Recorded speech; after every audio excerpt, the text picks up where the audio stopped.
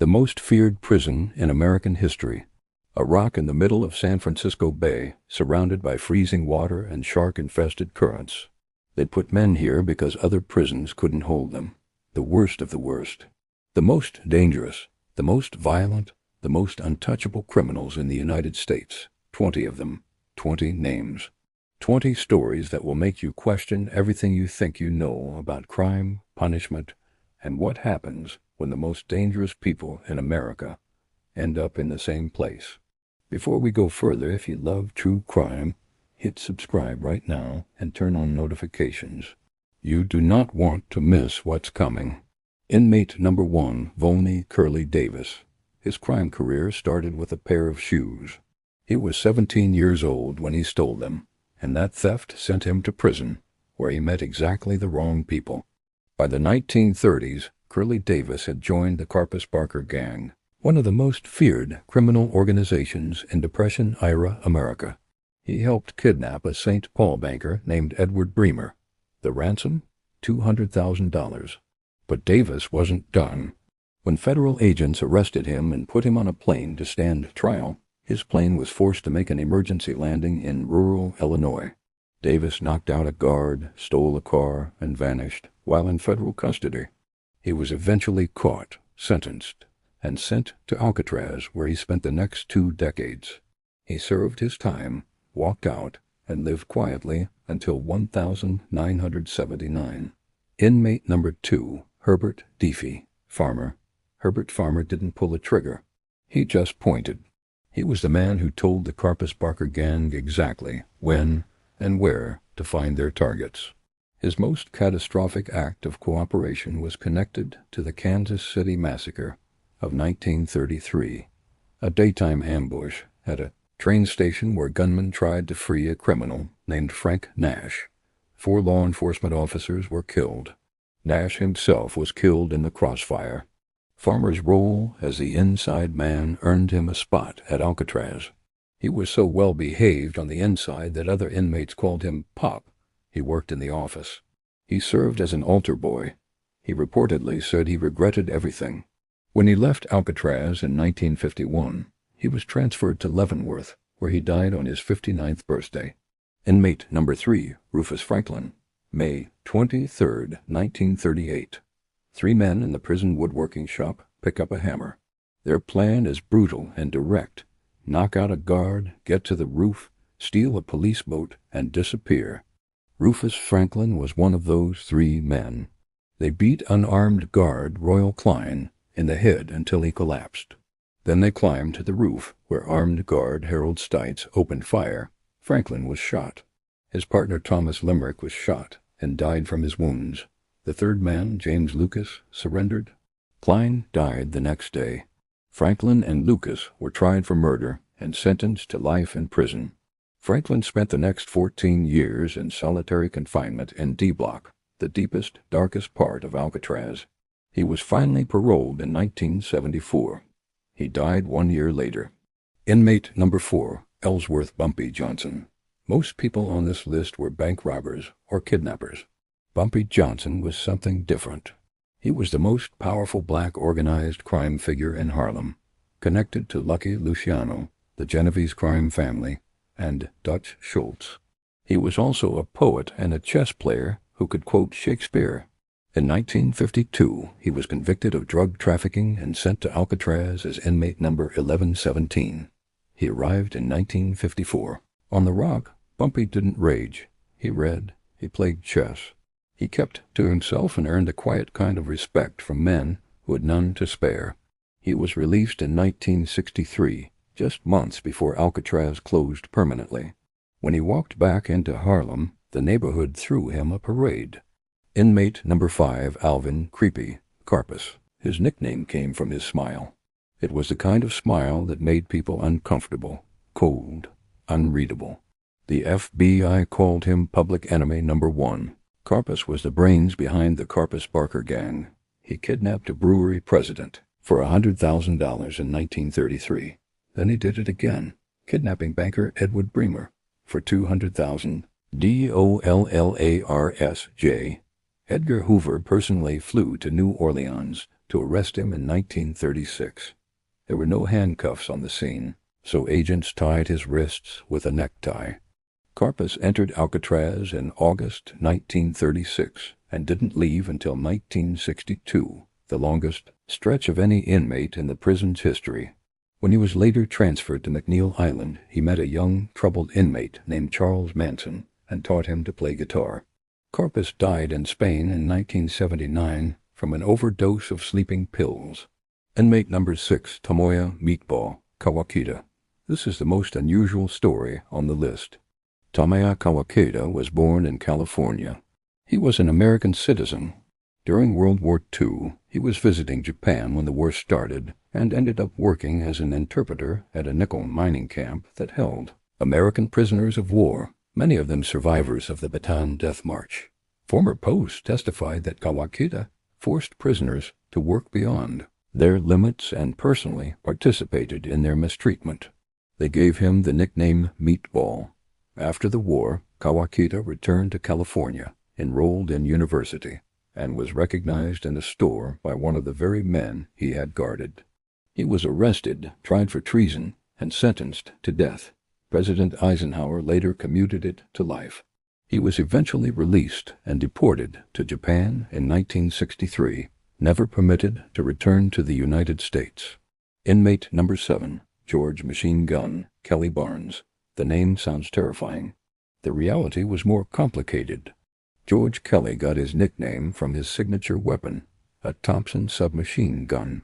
In 1933, he kidnapped Oklahoma oil tycoon Charles Urschel and collected a $200,000 ransom. It became one of the first major cases cracked by the FBI under J. Edgar Hoover. At Alcatraz, other inmates didn't fear Kelly. They found him loud and full of stories that nobody believed. He was a model prisoner. He worked in the office. He caused no trouble. He left Alcatraz in 1951 and was transferred to Leavenworth, where he died of a heart attack on his 59th birthday, the same age as Herbert Farmer. Inmate number 8, Thomas Limerick, and inmate number 9, James Lucas. These two are inseparable from Rufus Franklin's story, but each deserves their own sentence. Thomas Limerick was the one who died on the rooftop on May 23, 1938, shot by guard Harold Stites after the hammer attack on Klein. James Lucas had already made himself notorious before that day. On June 23, 1936, Lucas had walked up behind Al Capone in the prison laundry and stabbed him in the back with a pair of barber's scissors. Capone survived. He grabbed Lucas and threw him into the wall. Lucas spent time in solitary for it. 2 years later, he was on that rooftop. He survived the escape attempt, received a life sentence, and was eventually released through a presidential commutation. He died in Sacramento in 1998. Drop a comment. Which inmate surprises you most so far? We're only halfway through. Inmate number 10, John Knight Giles. This man had the most patient escape plan in Alcatraz history. Giles worked at the prison dock, where military laundry was regularly delivered and cleaned. Over a long period of time, he quietly stole individual pieces of a U.S. Army technical sergeant's uniform, one piece at a time hidden away until he had a complete disguise. One day in 1945, a military ferry docked at Alcatraz. Giles put on his stolen uniform, walked calmly aboard with the soldiers, and sailed away from the island. No alarms, no running. Just a quiet exit. The problem: the ferry was headed to Angel Island, not the mainland. By the time he stepped off the boat, guards had already discovered he was missing and a speedboat was on its way. He was returned to Alcatraz before he could take another step toward freedom. Inmate number 11, Rufe Percival. In 1937, Percival walked to the prison fire truck, took the axe, and cut 4 fingers off his own left hand. He was grinning while he did it. He had been tortured by fellow inmates who knew his history. He had served as a prison guard in Arkansas, who was rewarded for shooting escaped convicts. When he arrived at Alcatraz, word had already spread. The abuse followed him. His mental state collapsed. He begged another inmate to finish the job and cut off his right hand, too. That inmate instead called for help. Percival was diagnosed with schizophrenia. He was later transferred and eventually released in 1948. He was never convicted of another crime. Inmate number 12, Burton Phillips. September 23, 1937. Warden James Johnston walks into the Alcatraz dining hall to check on a prisoner work strike. He is 63 years old and unguarded.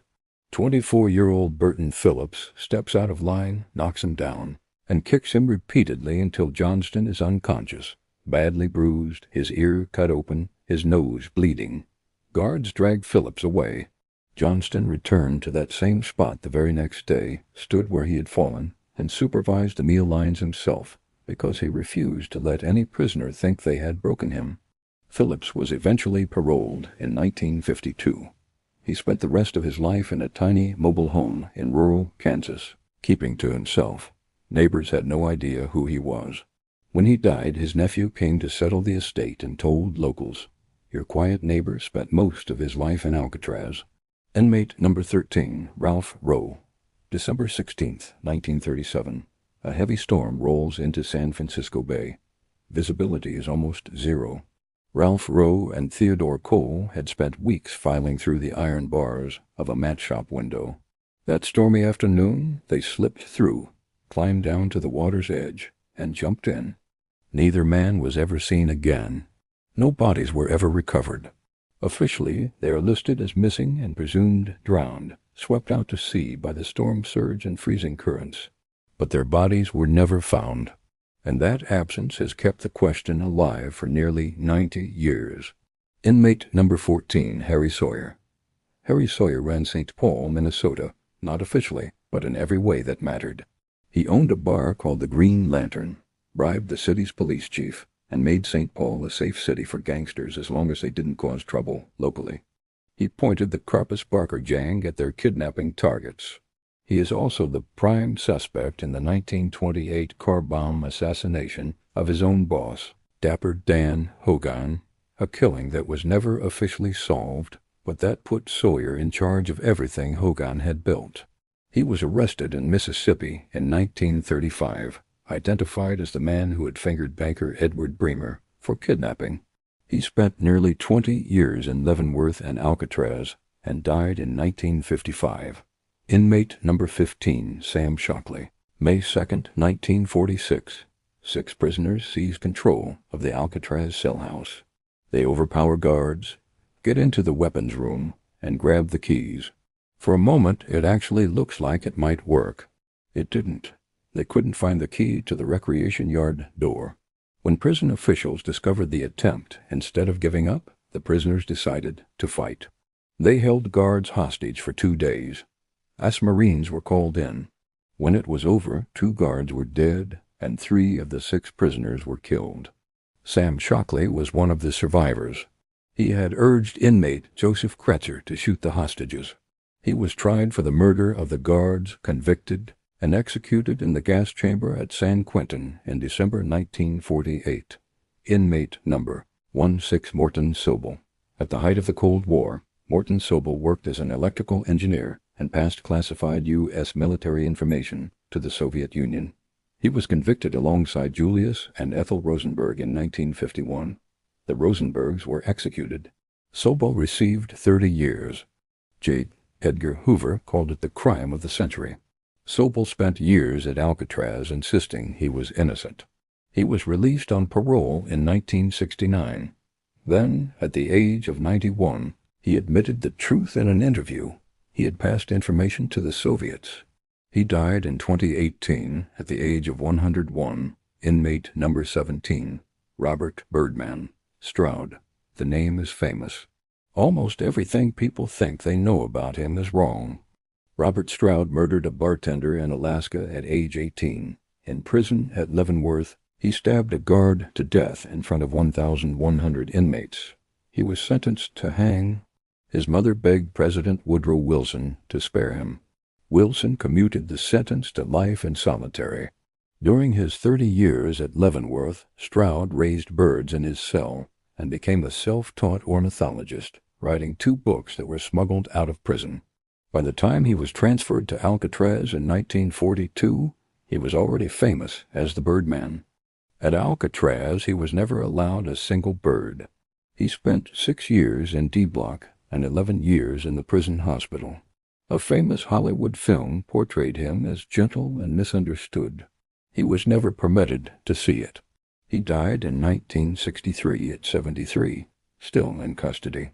Inmate number 18, Henri Young.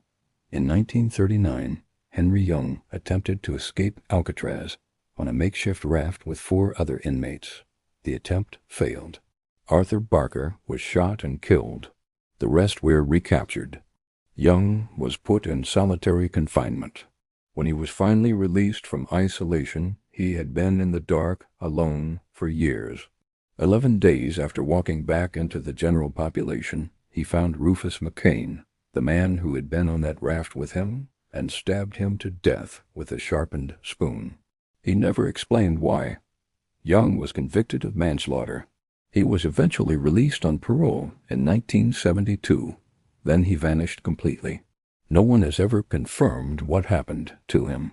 Inmate number 19, Irving Waxy Gordon, Wexler. Waxy Gordon started as a pickpocket on the streets of Manhattan. By prohibition, he was running a multi-million-dollar bootlegging empire. He was eventually brought down by Thomas Dewey on tax evasion charges in 1933, the same playbook used against Al Capone. He served his sentence, got out, and went right back to crime. In his 60s, he was running a coast-to-coast heroin ring. When an undercover detective arrested him, Waxy reportedly begged the detective to shoot him rather than arrest him for peddling junk. He was sent to Alcatraz. On June 24, 1952, he was sitting in a chair in the prison hospital, mid-conversation with his doctor, when he suffered a massive heart attack and died. He was 66 years old and facing new federal charges. Inmate number 20, Forrest, Woody Tucker.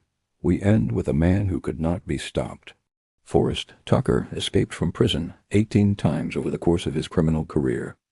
18. At Alcatraz, where he served time in the 1950s for robbery, he met a fellow inmate named Teddy Green. They would later form the Over the Hill Gang, a crew of elderly bank robbers who pulled off sophisticated heists well into their senior years, wearing police scanners in their ears and, in one case, posing as bank security guards to steal gold directly from a vault. Tucker escaped from San Quentin in 1979. He attempted to go straight in 1993. He failed. He died in prison in 2004. He was 83 years old. If you stayed till the end, you're exactly the kind of person who should be subscribed. Hit that button, drop a comment with the inmate who shocked you most, and we'll see you in the next one.